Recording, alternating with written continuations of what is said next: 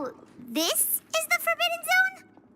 Honestly, for a place so well hidden, Paimon sure doesn't see anything special. What a huge door!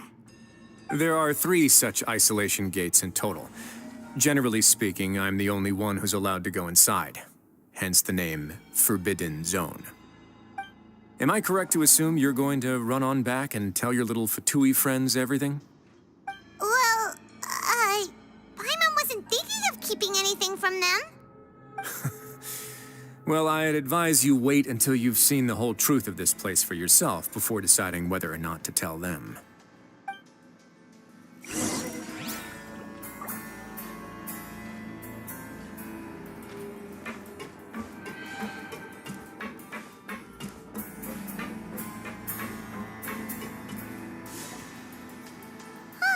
So there's a switch on the side.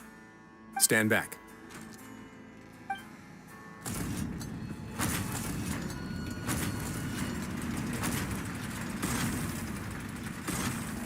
Whoa!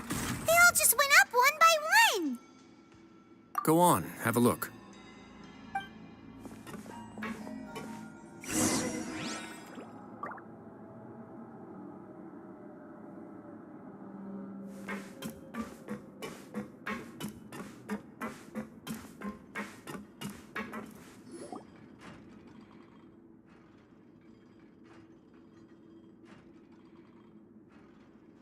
I've been interested in what lies beyond that gate ever since I assumed leadership of the Fortress of Meripede. Of course, it would be unwise to recklessly open it, but it'd also be risky and negligent to simply ignore any potential danger that could be behind it. The readings on that dashboard have not budged since the day when I first laid eyes on this place. But over the past year, the needle has crept upwards from its original position, likely because some parameter it's been tracking has changed, if only infinitesimally. Normally, I would have ignored it, but I happened to have some free time when I noticed it, so I investigated. Any guesses what the reading could be tracking?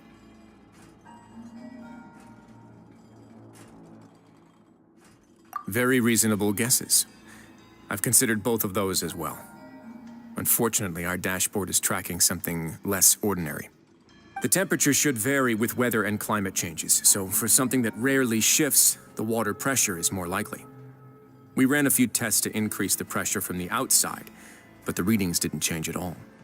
Later on, a few more possibilities occurred to me, such as a potential connection with the primordial sea. I began to make a few preparations based on that hypothesis. Over the past few days, the needle has moved again. With that, and the symptoms that Fremine displayed after leaving the fortress, I can now confidently conclude that the readings represent the concentration of primordial seawater in the seawater nearby. The concentration of primordial seawater? But we're already under the sea! And that is precisely the problem.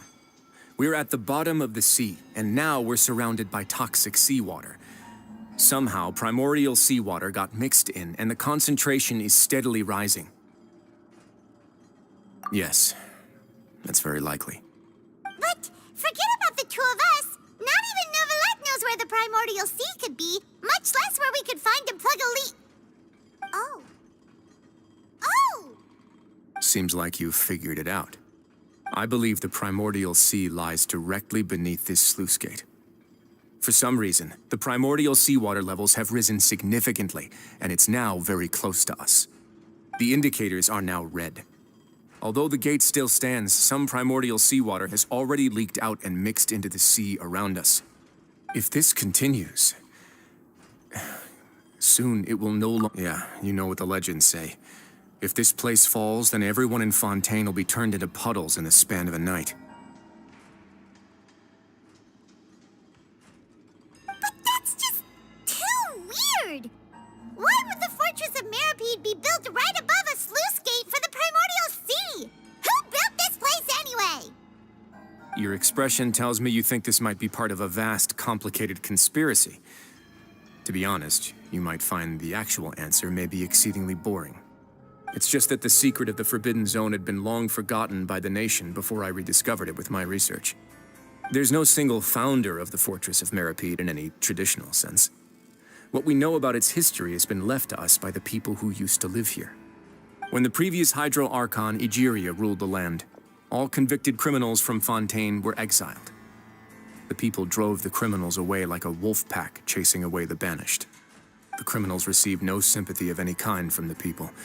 They were exiled to the desolate seaside, where they experienced only pain, struggle, and the bone-chilling cold. Some of them began to repent and prayed to the Hydro Archon, asking if there was still anything they could do.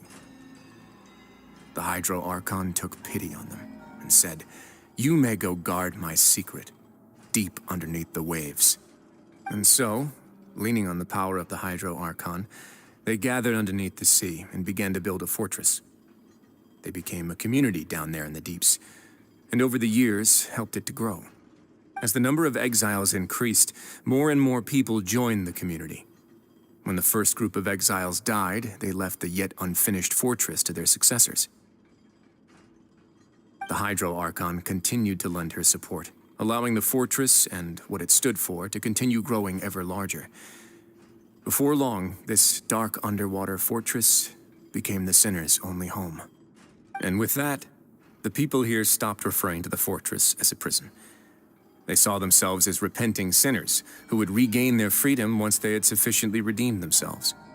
But as time went on, people also realized that the fortress was a lonely place.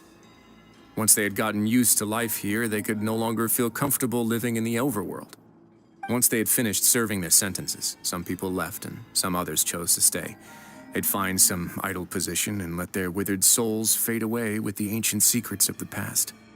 After many, many centuries, few people still remember the reason for the fortress's founding.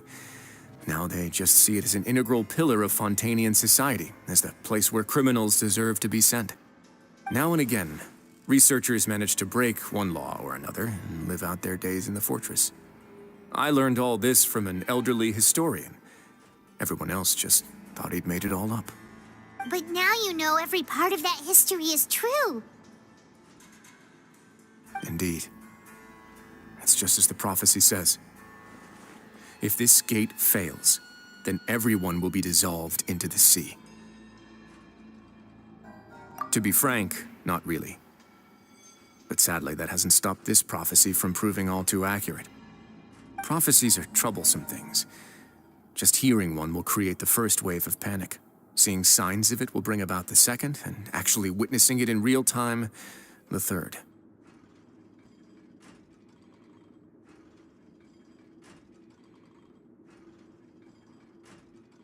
Let's go somewhere else. I want to show you something.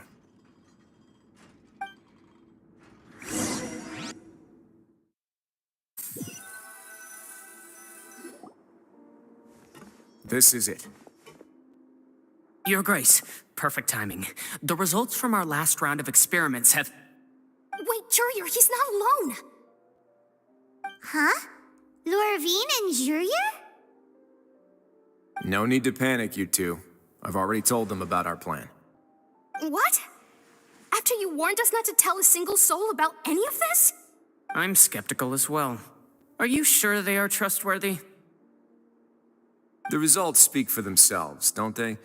These two may already know more than you could ever imagine. All right then, if Your Grace insists. They seem harmless enough, so I'll trust them for now. How about some reintroductions? This is Jurier, one of the highest-ranked researchers from the Fontaine Research Institute. He used to work under Edwin. I trust that you've heard of Edwin?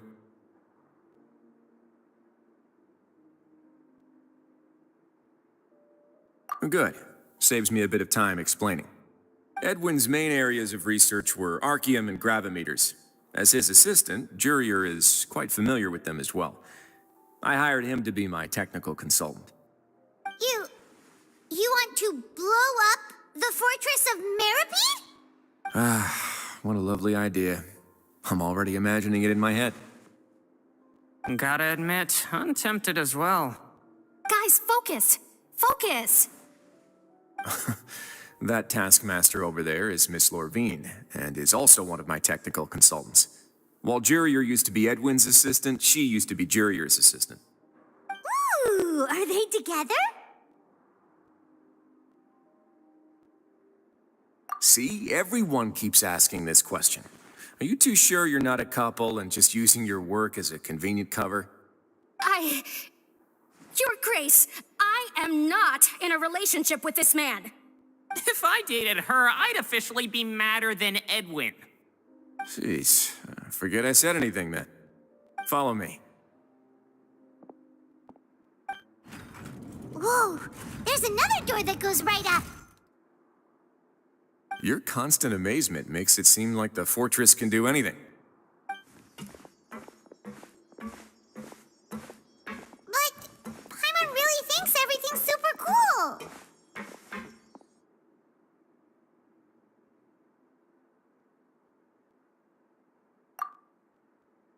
Well, let's spice it up a bit.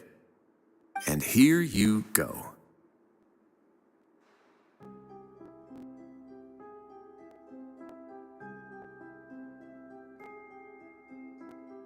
What a huge ship!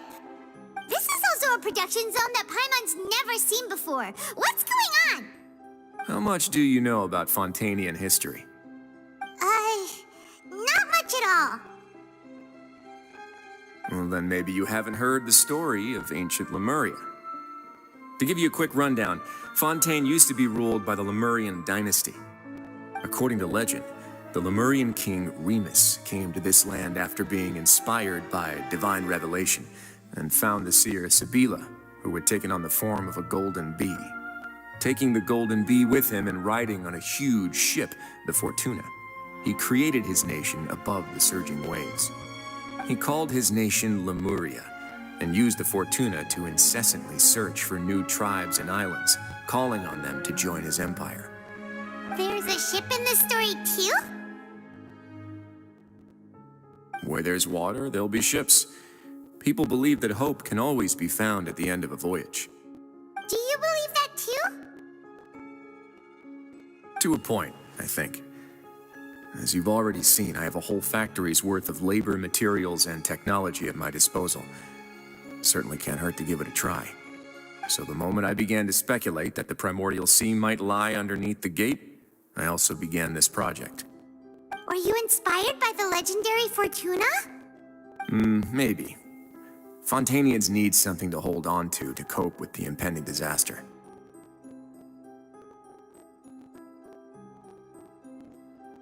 Were the workers to find out the truth behind this ship, riots would destroy the fortress faster than any catastrophe. As the fortress's administrator, I'd never make such a reckless call. All right, that's enough talking for now. I'll need another 3 cups of tea to soothe my throat. Do you have any other questions? Seems like you're good. Come on, I'll take you back.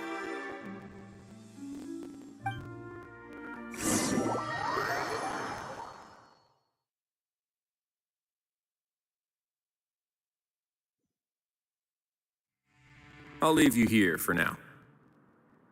Oh, thank you so much. No worries. But don't forget, it's up to you whether or not you want to share what you just saw. What you do from here on out will likely affect those 3 as well.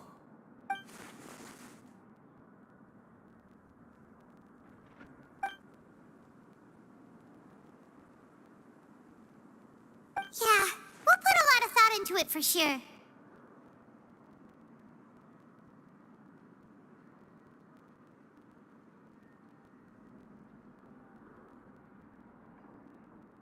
Great. I look forward to what happens next.